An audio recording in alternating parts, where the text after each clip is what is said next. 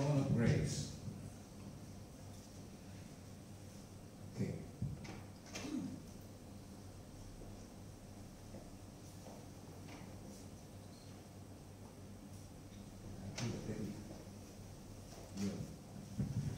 Okay. Sa buhay natin mga Kristiyano, meron dalawang bagay na meron talagang dalawang bagay na nag-struggle tayo. Dalawang bagay na nag-struggle tayo bilang mga Kristiyano. Ang una ay perseverance in times of trial. Nag-struggle tayo dyan. Yung pagiging matyaga sa panahon ng mga pagsubok. At hindi lamang yan, nag-struggle din tayo sa ating pananalangin. Ang buhay Kristiyano ay dapat buhay na panalanginin. Ibig sabihin ay always in tune with the Lord. Always in tune with the Lord. At failure to endure trials, ang ibig sabihin, failure to endure trials is the mark of a seed sown on the rocky soil, which Jesus explains in the parable of the seed. Sapagkat a vital prayer life is essential to endure trials. To endure trials, kinakailangan natin na tayo ay manalangin. At pagkat nabigo tayo sa ating mga trials na yan, ito ay nagpapahiwatig sa atin na tayo ay katulad ng isang binhi o isang tao na natamnan ng isang binhi doon sa rocky soil na sinasabi ng ating Panginoon dito sa Mark chapter 4 verse 17. Kasi nasabi, and have no root in themselves, and so endure but for a time. Afterward, when affliction or persecution ariseth for the word's sake, immediately they are offended. Ito yung sinasabi natin Panginoon sa Kristo. Meron kasi mga tao na bahaginan ng salita ng Panginoon at talagang galak siya, enjoy siya, at talagang gustong-gusto niya talaga na siya ay nandito sa church at siya ay talagang full of joy. Pero nung dumating ang persecution, dumating ang affliction, dumating ang trials, nangyari,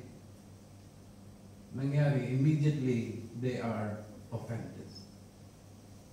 Alam niyo kasi mga kapatid, prayer is a supply line to God. It is our supply line to God.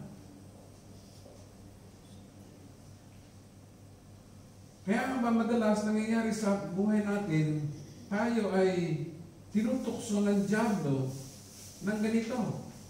Na sinasabi sa atin ang ganito ng dyablo. God doesn't care about you. Hindi ka binabaliwala ka na ng Diyos. And He isn't answering at hindi kanya tinutugunan sa iyong mga panalangin. Why waste your time with these worthless prayers? Bakit mo aksayahin ang iyong panahon sa mga walang kabuluhang panalangin na yan na hindi naman tinutugon ng Panginoon? Na sinasabi mo, tinutugon ng Panginoon ng Diyos na pinaglilingkuran. Kasi nangyayari, Maraming mga nagsasabing mga Kristiyano, kuno, na marami na sila pinalangin, marami na silang hiningi sa Panginoon, subalit hindi binibigay sa kanila ng Panginoon. Kaya nangyayari, tumatalikod na lang sila sa Panginoon. Kasi nangyayari, it's easy to get discouraged and quit praying, which cuts us off from the very help that we need. Nakaka-discourage yung hindi ka tinutugon ng panalangin mo. Lalo tigit kung pinuhunanan mo na ng napakaraming panahon ng pananalangin.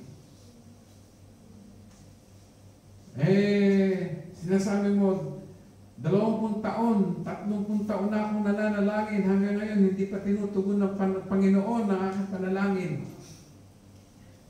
Hanggang ngayon, single pa rin ako.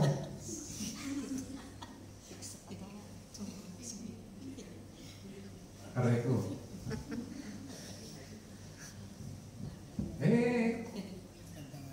Magtiyaga ka sa panalangin.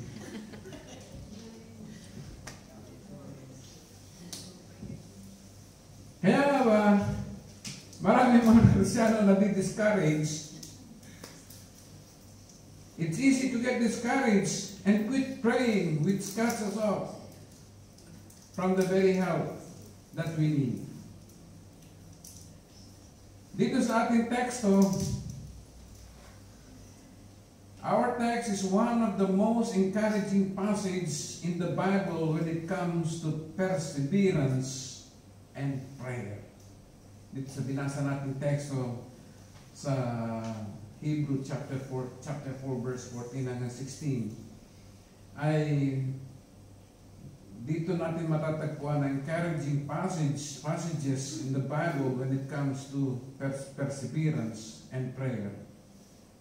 Alam nyo kasi yung sinulatan, yung author kasi ng Hebrew na ito, na sinulatan niya yung mga Kristiyano doon sa Jerusalem, ay dumadanas sila ng matinding persecution at gusto na nilang mag-quit sa kanilang pananampalataya at bumalik na sa kanilang relihiyon na Judaismo.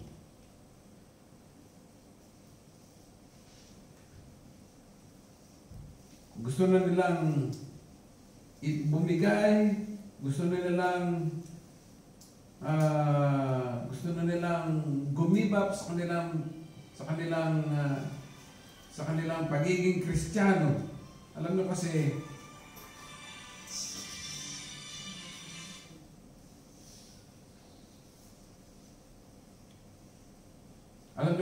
ito rin nangyari doon sa mga Israelita na naglakbay sa ilang.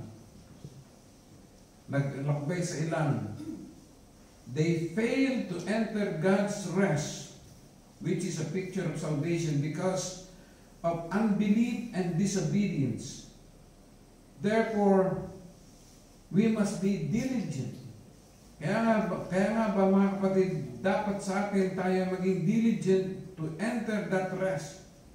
If we will respond in faith and obedience to God's word, it will expose our sin and show us His ways.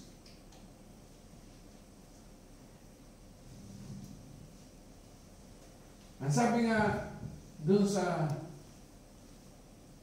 Hebrew chapter 4 verse 14, ang sabi nga, seeing then that we have a great high priest that is passed into heaven, Jesus, the Son of God, let us hold fast our profession.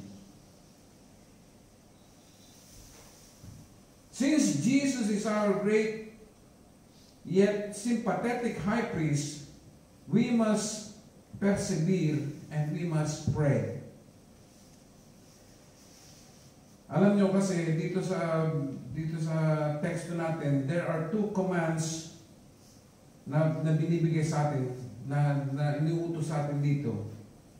Hold fast our confession or profession and draw near with confidence.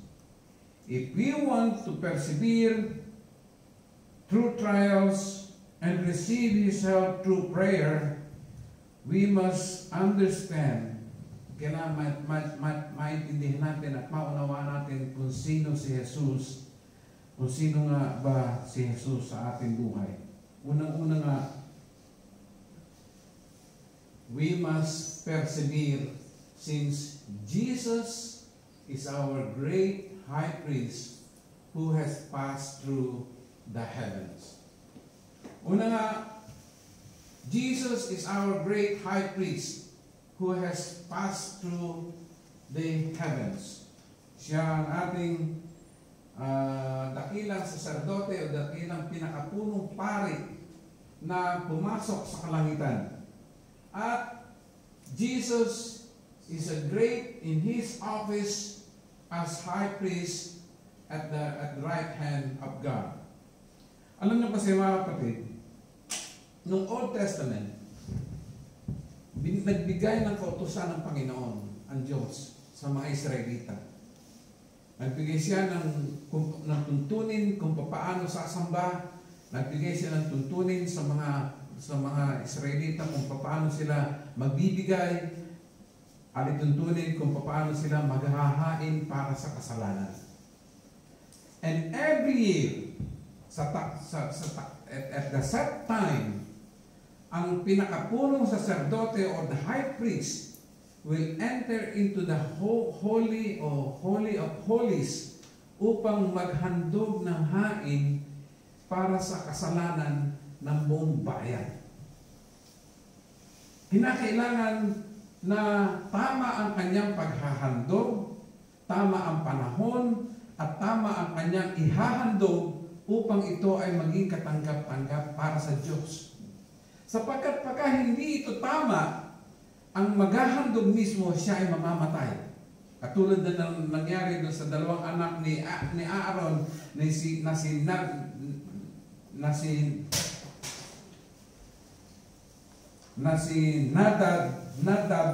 at si Abihu, na sila ay naghandog ng strange fire into the altar at sila mismo ay namatay. Ora mismo sila ay namatay sapagkat mali ang kanilang paghahandog. Kaya nga ba, once a year, on the Day of Atonement, the high priest alone would go into the Holy of Holies to make atonement for all the sins of the nation. Siya bilang pinakapunong sacerdote, noong panahon kasi na yun, mayroong pinaka-high priest, no? Ang si Aaron, ang unang high priest, at saka yung mga sumunod sa kanya ng mga Levites. Once a year, on the Day of the Atonement, ang high priest ay maghahandog ng Holy of Holies para maghahandog para sa kasalanan ng buong bayan. And if he entered there improperly or at any other time, he would die. Siya ay mamamatay. Sigurado siya ay mamamatay pagka siya ay mali ang kanyang ginawang paghahandog. And when he came out alive, it means that God had accepted the sacrifice for their sins. Pagka siya lumabas dun sa Holy of Holies at siya ay buhay, ang ibig sabihin nun, tama ang kanyang inihandog at katanggap-tanggap itong kanyang paghahandog.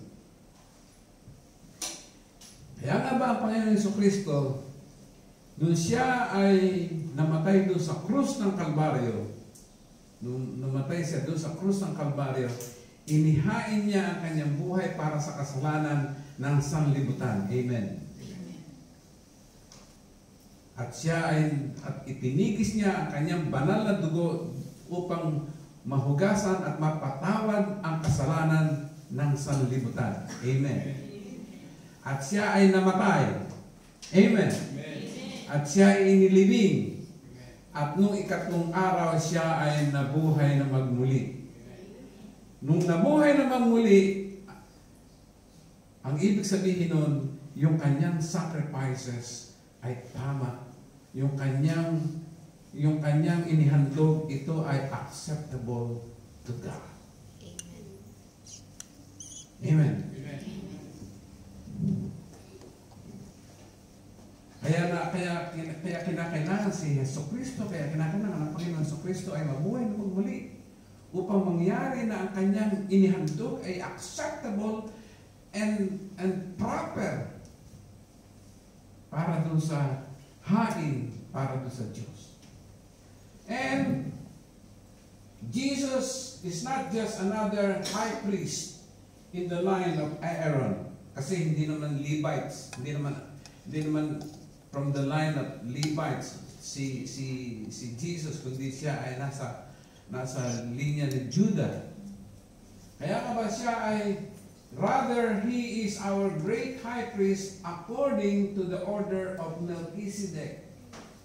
Melchizedek, the high priest, at siya doon sa Old Testament, high priest siya ng Salem. And rather than he entered the Holy of Holies in the temple, imbis na siya ay pumasok sa Holy of Holies in the temple made by man, he was passed through the heavens in his ascension into the very presence of God. Mismo yung paghahain niya, kasi yung hain na binibigay na high priest ay ibiniwisik niya doon sa kaban ng tipan, doon sa Ark of the Covenant. Doon niya isinasabi yun. Pero itong handog ng ating Panginoon Jesucristo, mismong doon sa in the presence of God, doon niya inabot ang kanyang sacrifice. Kaya siya ang ating great high priest. Amen? Amen. And the Lord says to my Lord, sit at my right hand until I make your enemies your footstool. Kasi itong prophecy na ito, itong sinabi na ito yung mangyayari. Sinulat ito no Old Testament at ito ay mangyayari sa panahon ng ating Panginoon Jesucristo na siya ay maghahain at siya ay magpupunta doon sa langit. Kaya nga, the Lord says to my Lord, sit at my right hand. Do you follow me? Amen. Nabibless ba kayo? Amen. Nakaunawaan ninyo kung bakit nag-sacrifice ang ating Panginoon sa Kristo. Amen. Kaya nga, Jesus is a great high priest in His person as God in the human. Kaya nga ba, Jesus is great in His person as God in human flesh. Dalawa ang kanyang katauhan, dalawa ang kanyang nature. Siya ay totoong tao at siya ay totoong Diyos. Sabi nga, wherefore, in all things, it behooved Him to be made like unto His brethren, that He might be a merciful and faithful high priest in the things pertaining to God, to make reconciliation for the sins of the people. Kinakailangan niyang magkatawan tao para magkaroon siya ng ng karapatan para i-reconcile ang tao sa Diyos at mapawi ang kasalanan ng mga tao. At hindi lamang yun, if He had not been fully human, He could not have atoned for our sins. Kung hindi siya nagkatawan tao, hindi siya, wala siya ng karapatan para iligtas o ano ba ito? Hindi. Naglang po ako. Basta ganun. Atonement. Asa may sabi? Ano na ito sa Tagalog?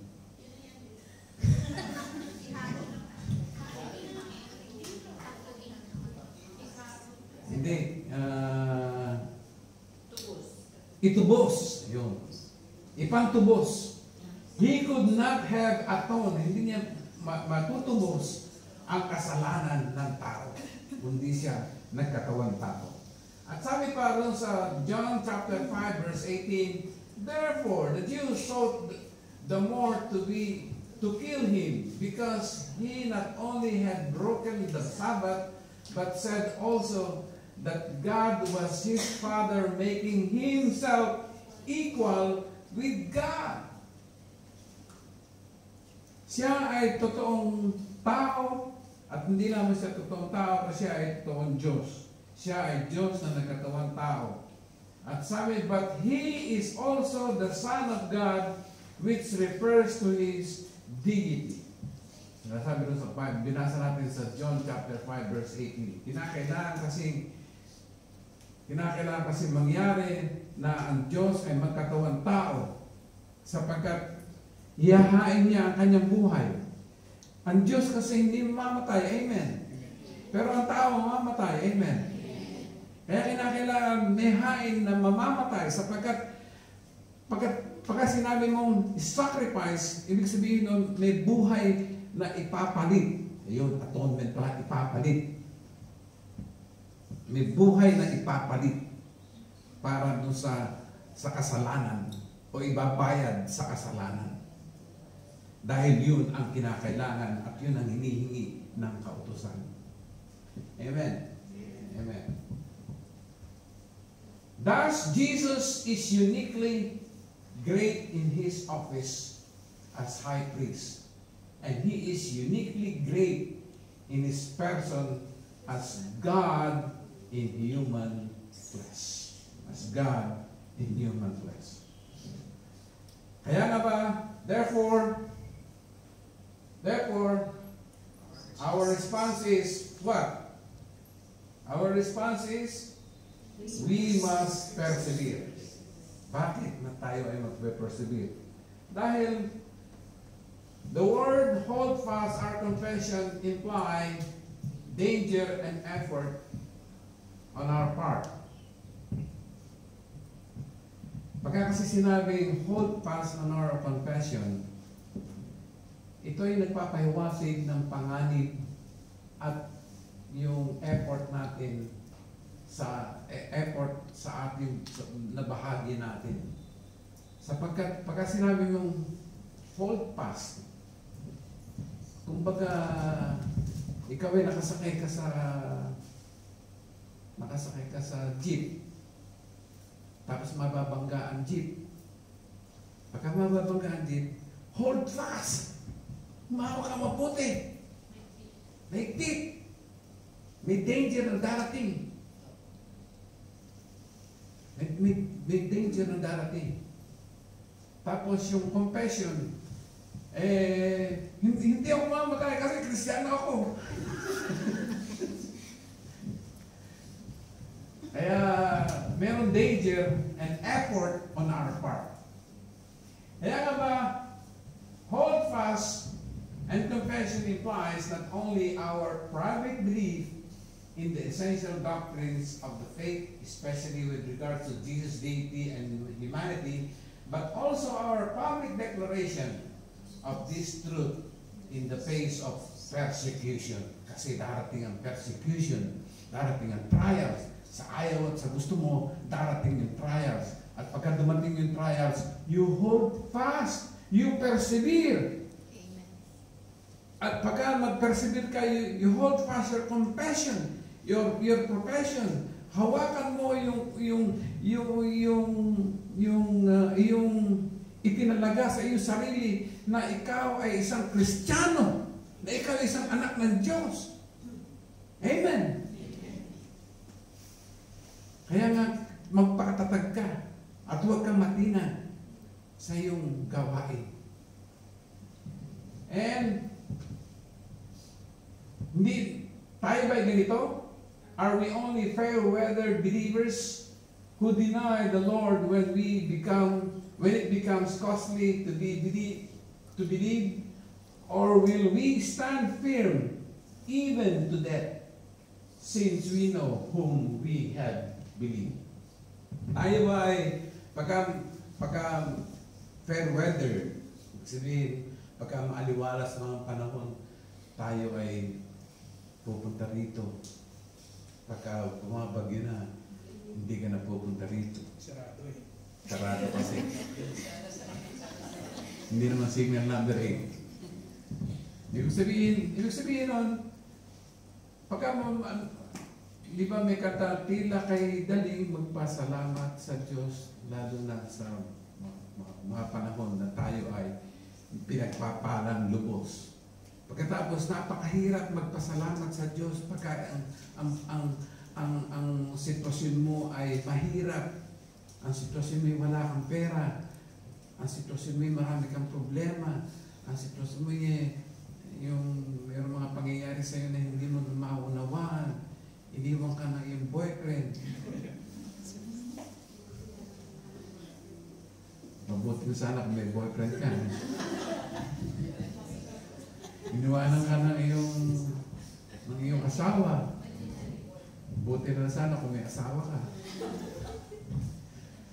Ibig sabihin nun, kung alin maganda ang pagkakataon, doon ka lamang maalab sa Panginoon. Pero pagka mayroong mga trials, mayroong mga pagsubok na dumarating sa iyo, parang nanlulupay-pay ka na, ay hindi ganun. Ibig sabihin nun, during trials, doon mo talaga makikita ang paggawa at pagkilos ng kamay ng Diyos sa iyong buhay. Amen. Kaya nga ba, Paul says that we're not only to persevere in trials, but to do so with great joy.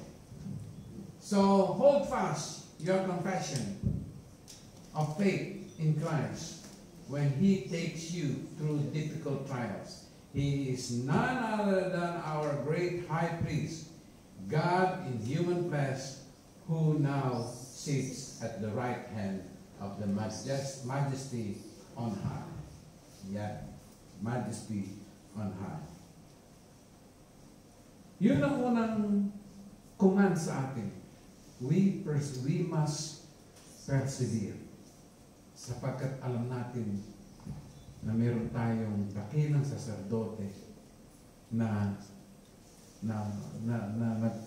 nag-aalalay sa bawat isa sa atin na pumasok doon sa kalangitan upang tayo ay iligtas at upang tayo ay pagpalain. We must persevere. And the second commandment is we pray in times of need, since Jesus is our sympathetic and sinless high priest. Jesus is our sympathetic high priest. Ibig sabihin, ang ating Panginoon sa Kristo ay siya ay nadadaman niya kung ano man yung nadadama mo, sapagkat siya ay nagkatawan tao upang madaman niya yung nadadama mo. Okay.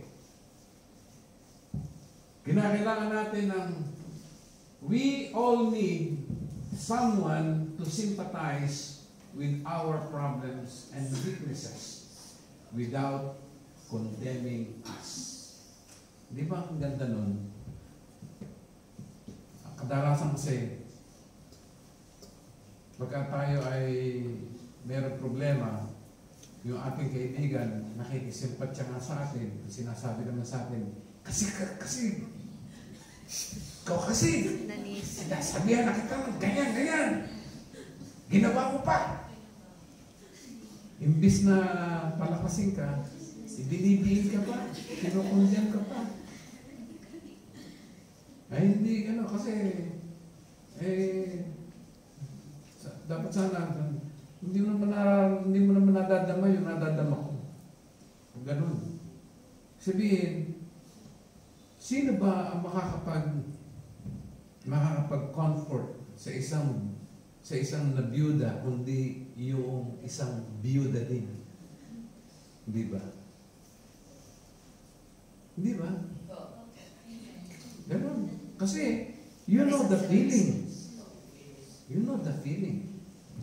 Meron kasing nangyari, merong isang bata na naglalakad sa kalye, nabasa niya sa karatula, puppy for sale. Puppies for sale. Mga tuta, binibenta. Tinanong niya doon sa may nagbebenta, nasa ano yung mga tuta? Ang ginawa, sandali lang, ang ginawa nung nagbebenta, pumito. At nagdatingan yung maraming mga tuta na naggaganda ng mga tuta. Ngayon, doon sa napansin ng bata na merong isang tuta na kinakaladkad niya yung kanyang paa na hindi siya makatakbo. Pero gusto niya makarating doon sa gusto niya mag-response doon sa pito nung may-ari. Ngayon, sabi nung bata, napano siya? Nung ipinanganak siya, meron siyang pilay may pilay siya sa balakang. Kaya hindi siya masyadong makatakbo. Ayan. Sabi nung bata, yan ang gusto kong bilhin. Yan ang gusto kong bilhin. Ay, hindi mo pa pwedeng bilhin yan. Mahihirapan ka mag-alaga dyan. Dahil pilay yan ginawa ng bata, inililis niya yung kanyang pantalon at nakita nung bumibili na prosthetic pala yung paa. Prosthetic yung paa. Kaya naintindihan nung bumibili na ikaw lang ang po pwedeng makapag-alaga sa kanya. Kasi you know the feeling.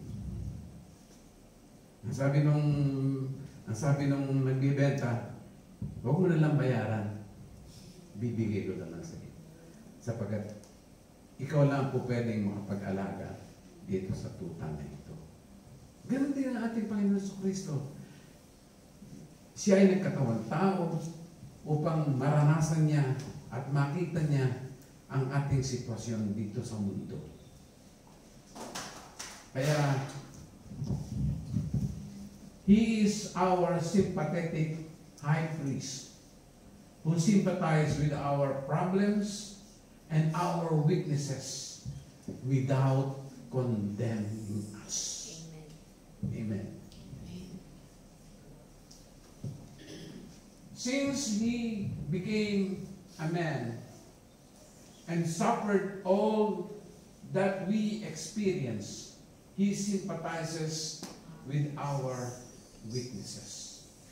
And He demonstrated His compassion many times during His earthly ministry. At pinakita niya, pinamalas niya yung compassion na yun nung siya ay narito sa lupa. Mapapansin natin na talagang nung may nakita siyang bulag na tumawag sa kanya, anong ginawa niya? Binigyan niya ng paningin ng bulag. Yung lumpo, pinalakad niya. Yung may sakit, pinagaling niya. Yung condemned na sinner, na babaeng pinaparatahan na mayroong masamang buhay, pinatawad niya. Kasi siya ang ating sympathetic high priest. Na alam niya ang ating problema at alam niya ang ating mga kailangan. But his humanity was not diminished. Hindi nawala ang kanyang pagiging tao in any way when he ascended into heaven. We have a completely sympathetic high priest at the right hand of God. Kaya tayo ay mananalangin sa Kanya sapagkat alam niya kung ano ang ating kahinaan at kung ano ang ating kailangan. Sapagkat nadaman niya ito nung siya ay nagkatawang tao. Amen. At ang sabi pa sa 4:15, for we have not an high priest which cannot be touched with the feeling of our infirmities, but was in all points tempted, like as we are, yet without sin. Tulad natin, ating Panginoon Jesucristo rin ay tinukso. Tinukso siya. He was tempted in all things as we are, yet without sin. Tinukso siya, subalit hindi siya nagkasala. If the Christ of God could have sinned, he would have lost the perfection of his sympathetic nature. When it says that Jesus was tempted in all things as we are, it doesn't mean every conceivable temptation which would be impossible. And nor was Jesus ever tempted by indwelling sin as we are. Hindi siya po pwedeng magkaroon ng temptation sa loob. Katulad kasi natin, tayo mga tao, ang temptation natin nasa loob eh. Di ba? Pagka kumalam ng sigmura natin, tempted tayong kumain. Magpunta doon sa likod at kumain tayo doon.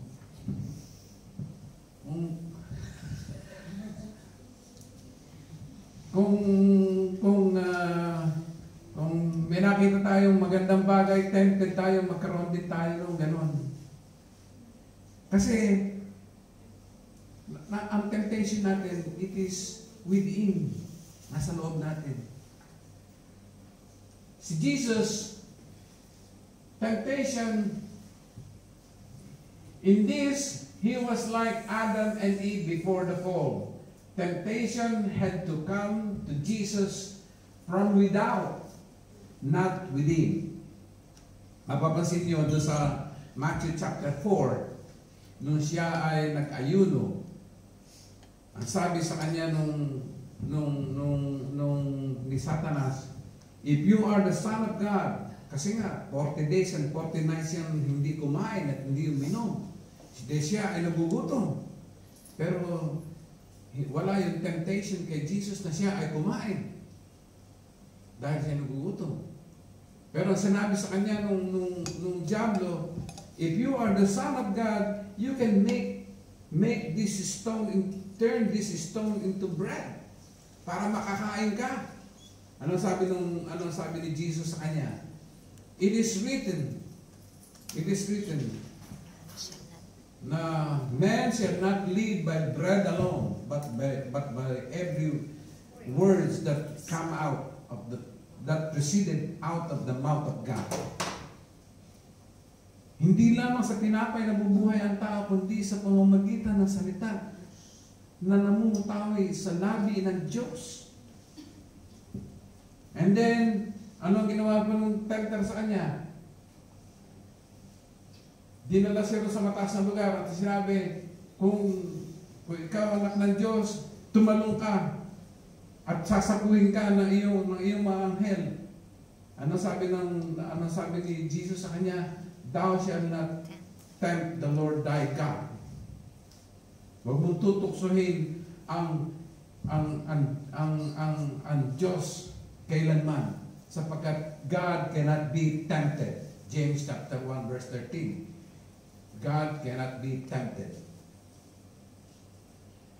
At ang sabi pa, dinala ni Satanas si Jesus doon sa mataas na lugar at pinakita ang kanyang maraming mga kaharian. Ibibigay ko sa iyo lahat ng yan. Sambahin mo lang ako. Ano sabi ni Jesus? Hindi po pwede yan sapagkat ang Diyos mo lamang ang dapat sambahin. Ang Diyos mo lamang, ang Panginoon Diyos mo lamang ang dapat sambahin. Ibig sabihin, lahat ng temptation ay nanggagaling sa labas. Katulad ni Adam and Eve. Dumating ang temptation sa kanila nung dumating yung ahas. Di ba sabi ng ahas? Di ba sabi sinabi nga ba ng Diyos na pagka kumain kayo ng bungang kahoy na yun kayo ay mamamatay. Yung kagad yung tukso. Ay hindi, pagka kayo kumain nun, magiging kayong parang Diyos. Ayun, yan nandun na yung tukso. Magiging kayong parang Diyos. Malalaman nyo ang tama at mali. Yung doon pumasok yung temptation doon sa babae na, nga, pagka kumain ako, dito magiging para akong Diyos. Magiging akong kapantay ng Diyos. Nagkaroon sila doon para sila nagkaroon ng idea. Pero nung bago yun, wala siyang idea ng gano'n. Kasi hindi corrupted ang kanyang isipan. Hindi katulad natin ngayon mga kapatid, corrupted ang mga isipan natin. Sino dito may malinis na kaisipan? Lahat tayo madumi ang mga kaisipan natin. Lahat tayo nakakapag-isip ng madumi. At lahat tayo ay nagkakaroon ng temptation within. Sa aminin nyo at sa hindi yan. Pagkat hindi nyo inamin yan, sinungaling kayo. Okay. Saan na tayo? Sinungaling. Kaya Jesus is our sinless high priest. Kaya ang tanong, was it possible for Jesus to have sinned? No. Scripture clearly affirms that Jesus never committed sin. Hindi kailanman siya nagkasala. Since Jesus is one person with two natures, and since sin involves the whole person, in this sense, Jesus could not have sinned, or he would have ceased to be God. Jesus truly was tempted, and he never sinned. Siya ay talagang tinukso, subalit hindi siya nagkasala. These facts mean that he understands what we are going through, and he is able to come to our aid when we are tempted. Yan ang sabi ng Panginoon Jesucristo doon sa Garden of Gethsemane, manalangin kayo sapagkat para huwag kayo mahulog sa tukso. Manalangin kayo upang huwag kayong mahulog sa tukso. Ang Espiritu ay nakalaan, subalit mahina ang laman. Alam ng Panginoon na pagkat tayo natukso, tayo bibigay. Kaya ang sabi sa atin, dapat tayong manalangin. At pagka dumating yung tukso, hindi ka pa naman nagkakasala pagka dumating yung tukso. Hindi ka pa pagka pinatulan yung tukso, doon ka pala magkakaroon ng kasalanan. Pero pagka dumarating pala yung tukso, manalangin ka na. Ang sabi nga, submit yourselves to God and resist the devil and he will flee. Sapagkat yun ang mabisa. Kasi pagka hindi ka nanalangin, babagsak ka sa tukso. 100% yan. 100% yan. Babagsak ka sa tukso pagka hindi ka nanalangin. Sapagkat mahina tayo. Ang sabi, ang tao'y marupok. Alam na niyo kasunod. Kaya nga ba, Kung tayo matutokso, tayo ay dapat manalangin. Dahil alam ng Panginoon Jesucristo yun. Kaya nga sinabi niya na manalangin kayo upang hindi kayo mahulog sa tukso. And let us then approach the throne of grace with confidence so that we may receive mercy and find grace to help us in our time of need. Huwag kayo mag-atubiling pumunta sa trono ng mahabaging Diyos. We should draw near in prayer. Huwag ka mag-atubili. Ibig sabihin, huwag mo nang i-delay. Hindi na, Huwag ka nang mapatumpik-tumpik pa. Manalangin ka na. You draw near. Ang tanong doon, why draw near? Why draw near? Because we should draw near to the throne of grace because we are weak. We have there a sympathetic high priest. Ibig sabihin nun, tayo ay mahina. Kaya tayo ay dapat na lumapit sa panalangin. We come because we are weak. Sabi nga sa John chapter 15 verse 5, ang sabi ng Panginoon, hiwalay sa akin, wala kayong magagawa. Sapagkat kayo ay mahina, marupok. Kaya dapat tayong lumapit sa trono ng mahabaging Diyos, throne of grace, para tayo ay lumakas, para tayo pagpalain ng Panginoon sapagkat nandoon yung ating sympathetic priest. Why draw near? Yun ang unang tanong. Pangalawang tanong, when should we draw near? When we should draw near? We should draw near to the throne of grace whenever we need help, which is all times. Ang problema, the main reason we do not pray is that we don't realize how needy we are. Madalas tayo hindi na nanalangin dahil iniisip natin, kaya naman yan eh. Pero sa totoo lang, hindi natin kaya yan. And we need help from God.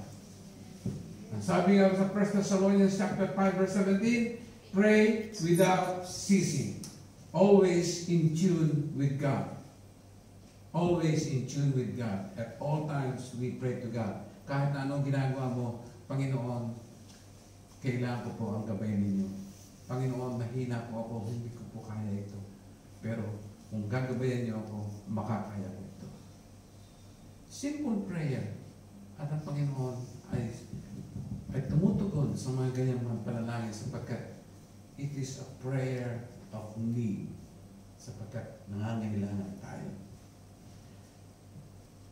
And how? Pangatlong tanong na ito. Pangapat. How should we draw near? Pangatlong tanong. How should we draw near? We should draw near to the throne of grace directly, with confidence in our high priest. Directly. Ibig sabihin nun, direct ka na. Diretso ka na. Sa pananalangin, hindi mo na kinakailangan ng padrino, hindi mo na kinakailangan ng santo, hindi mo na kinakailangan si Santa Clara para magkaanak ka. Hindi mo na kinakailangan si Nazareno para pagpalain ka.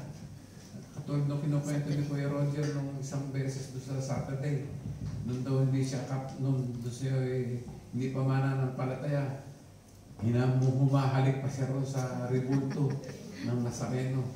Ang sabi ko kay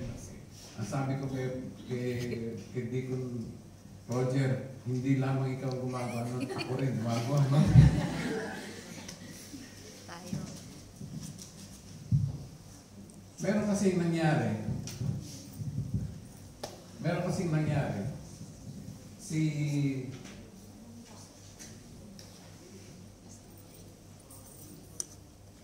si Dr. Dwight Pentecost. Siya ay nagpunta doon sa Mexico.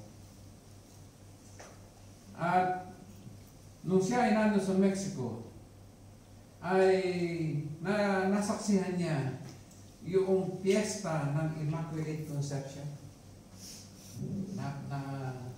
December 8. December 8 yun, ano? Immaculate Conception. Ngayon nakita niya doon na napakahaba ang pila ng tao. Napakahaba ang pila ng tao.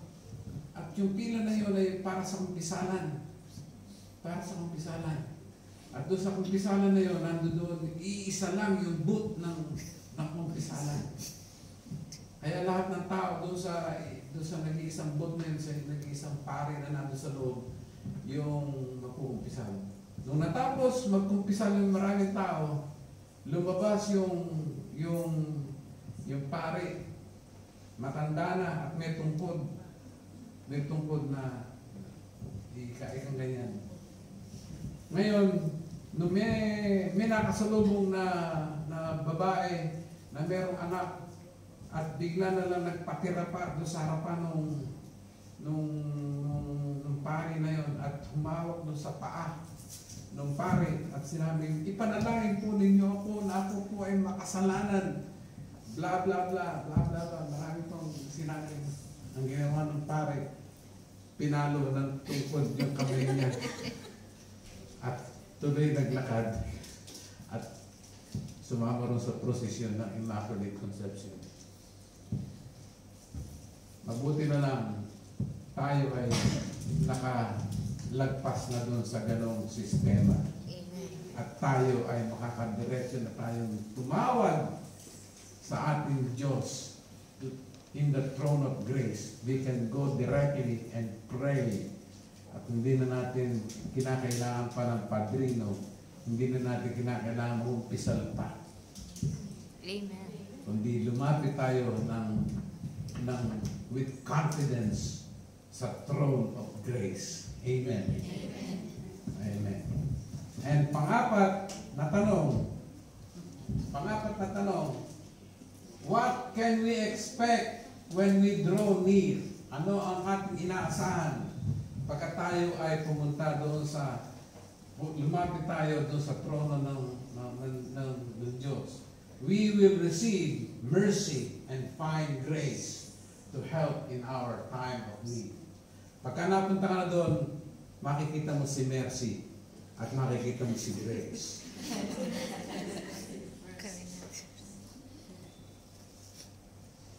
We will find mercy and grace.